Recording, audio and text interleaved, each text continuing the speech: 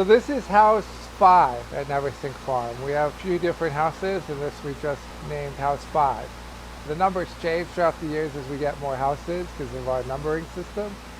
But this is house 5 and it's part of the tour.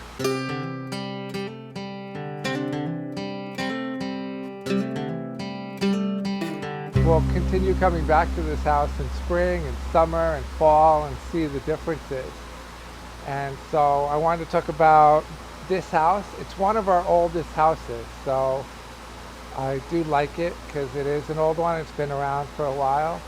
But when it started, it was much smaller. It actually ended just there and then stopped at about 15 feet from the end. And that was because that was all the money we had, was to make this much shorter house. It was only like 48 feet. And that's the house we started with tomatoes. Growing them just a few weeks earlier in the season and a little bit later. It was just a hoop house. It was very cheap. The most expensive part was the frame, and that's no longer true. The frame is the cheapest part of our houses now. In my course, I go through a big, long explanation of how I design hoop houses, because I do design them very differently based on all the years of using them and really dialing them in to make them really productive, really easy to manage, and low cost to run. I want them low cost so that each square foot inside a hoop house is like having 5 feet outside. So I like to just continue to move things indoors.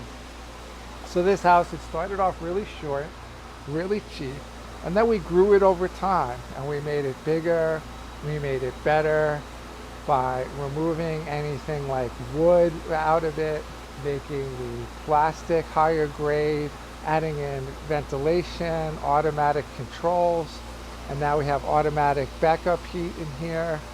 This isn't a house where we heat for like early tomatoes or anything like that, or early cucumbers, but we do have a heater in here so we don't lose stuff. And that's really important in zone 5A.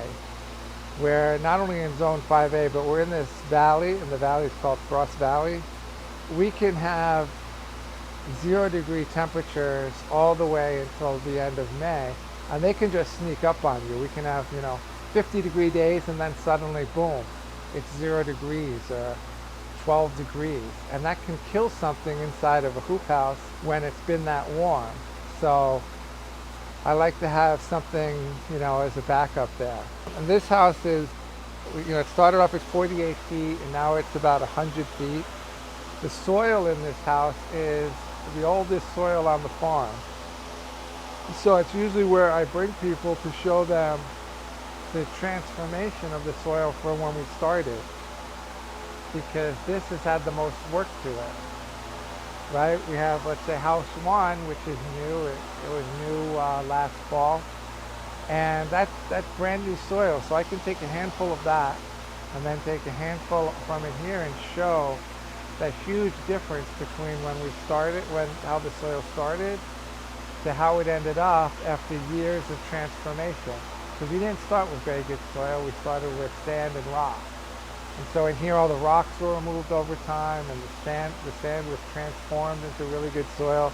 And so this has, the best soil on the farm. And so I do think about that when I'm trying to figure out where to plant stuff.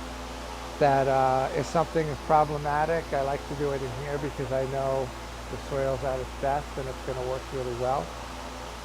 As you can see in here, present day, we're in winter, and this is mostly kale.